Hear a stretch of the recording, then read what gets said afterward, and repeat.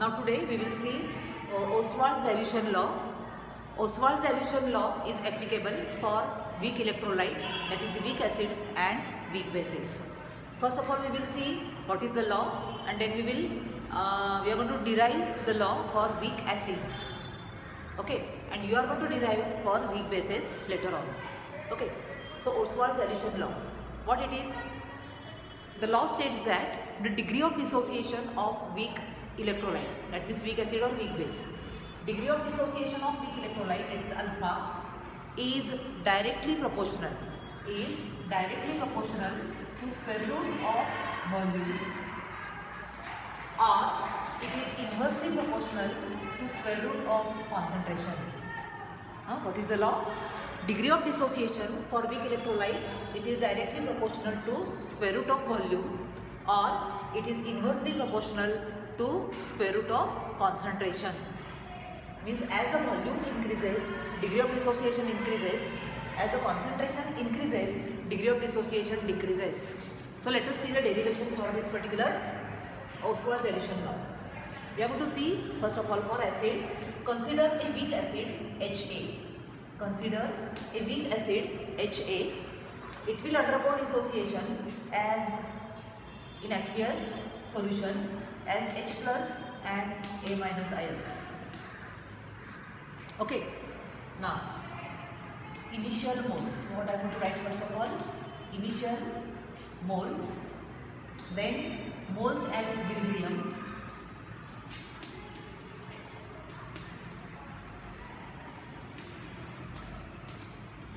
And then concentration at equilibrium.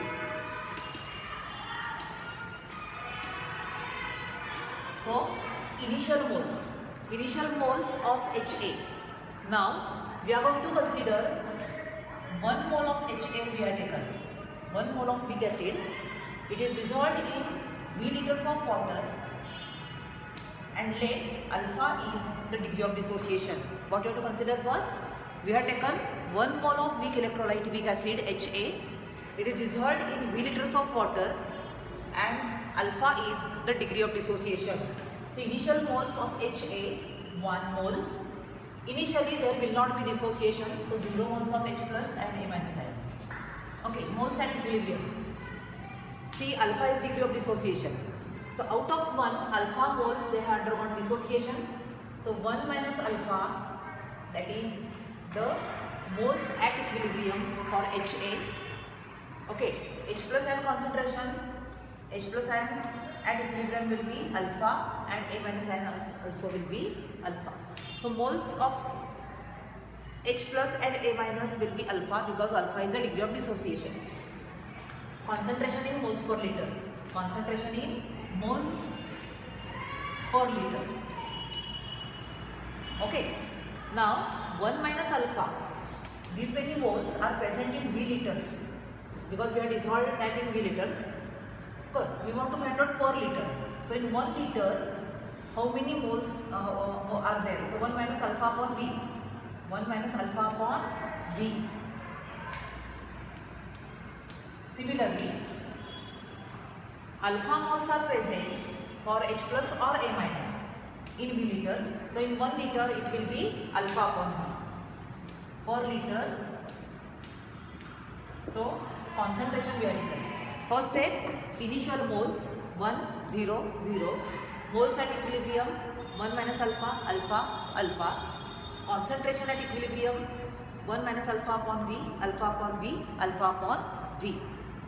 Now you know, just now we have seen Ka is equal to what? H plus ion concentration into A minus ion concentration upon Ha.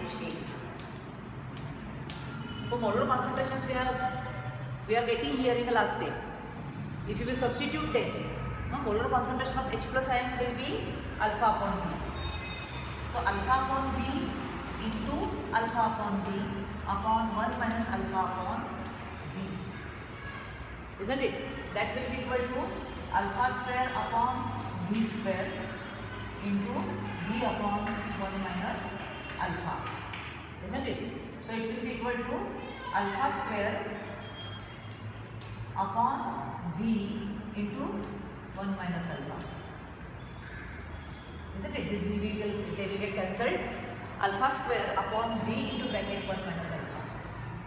But as these are weak electrolytes, alpha is very less as compared to 1. Degree of dissociation is very less because these are weak. So 1 minus alpha we can take as 1. 1 minus alpha we can take as 1, and therefore what we can write? Ka. Ka will be equal to alpha square upon V. Ka is equal to alpha square upon V, or you can say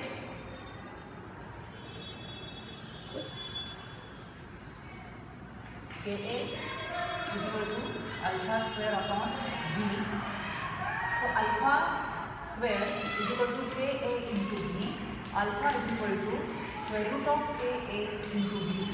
Or you can say alpha is equal to square root of Ka upon C, because volume and concentration they are inversely proportional.